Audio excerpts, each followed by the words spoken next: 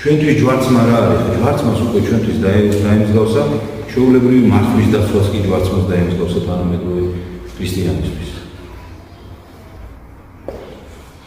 რაზე შეიძლება ვილაპარაკოთ, მოდ დავფიქრეთ, ხო, აი რა რისკენ მოუწოდებს, ხო?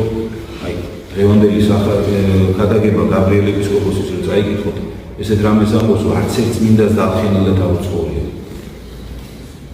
და ჩვენც ამისთვის უნდა ვიყოთ მზად. ყოველგვარი განსაცდელის დათმობისთვის. ჩვენი შინაგანი ბუნებიდან მომდინარე თუ გარე სამყაროდან მომდინარე. ყველაფრის დასაქმნელად მზად უნდა ვიყოთ. მაგრამ რეალურად ჩვენ ვიჭირს დილით ადრე ადგომარო ლოცვაზე მივიდეთ. ან პირისცილვაზე კი აღლაპარაკოთ. დილა და 15 წუთით ადრე რო ავდგე, რომ დილის ლოცვა მოვასწრო, მანამ სანამ სამსახურში წავალ, ესეც კი მეზარეა.